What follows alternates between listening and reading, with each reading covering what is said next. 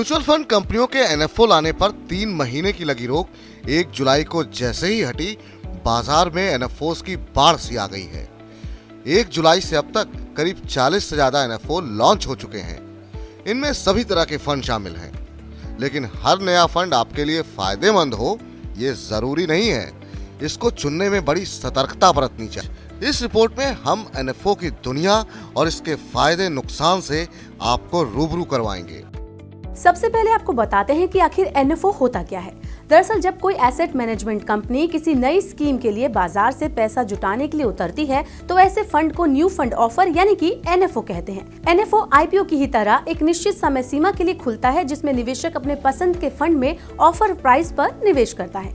एक बार समय सीमा समाप्त हो जाए तो उसके बाद फंड की एनएवी के आधार पर ही फंड में एक्सपोजर ले सकते हैं। एनएफओ का ऑफर प्राइस सामान्य तौर पर 10 रुपए ही होता है। ज्यादातर निवेशक म्यूचुअल फंड के जरिए इंडेक्स फंड, गोल्ड या रियल एस्टेट फंड में तभी निवेश करते हैं जब इनमें तेजी होती है और आगे भी मजबूती की संभावना बनी रहती है। म्यूचुअल फंड इन्हीं बातों का फायदा उठाने के लिए नए फंड लॉन्च करते हैं, जिससे निवेशकों को कम कीमत में मनचाहे फंड में निवेश करने का मौका मिल सके। अब सबसे बड़ा सवाल ये बनता है कि किसी एनएफओ में पैसे लगाने से पहले किन बातों का ध्यान रखना चाहिए। तो सबसे पहले ये देखें कि जिस एएमसी के एनएफओ को आप चुन रहे हैं उसके पिछले एनएफओस का प्रदर्शन कैसा रहा है। कोशिश करें कि कंपनी के 5-10 साल के प्रदर्शन को ठीक से जांचें। अपने फंड के फंड मैनेजर के पिछले ट्रैक रिकॉर्ड को भी ठीक से खंगालें। मौजूदा फंड्स के मुकाबले नए फंड्स में निवेश ज्यादा रिस्की होता है, क्योंकि इसका कोई ट्रैक रिकॉर्ड नहीं होता।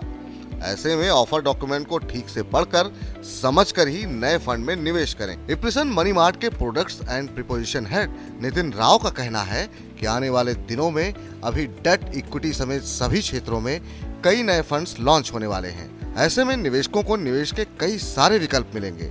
ऐसे में अपने लक्ष्य और रिस्क लेने की क्षमता को देखते हुए फंड का चुनाव करें। तो कुल मिलाकर ये कहा जा सकता है कि एनएफओ में निवेश के पहले म्यूचुअल फंड कंपनी के बारे में विस्तार पूर्वक रिसर्च करनी चाहिए और ये देखना चाहिए कि आपके फंड हाउस का 5 से 10 साल का ट्रैक रिकॉर्ड कैसा है। इससे आपको ये जानने में मदद मिलेगी कि बाजार की ऊंचाई पर और गिरावट पर आपके फंड ने कैसी स्ट्रेटजी अपनाई थी, क्योंकि जिस एएमसी का ट्रैक रिकॉर्ड काफी अच्छा रहा हो उसके एनएफओ के बेहतर होने की संभावना ज्यादा होती है।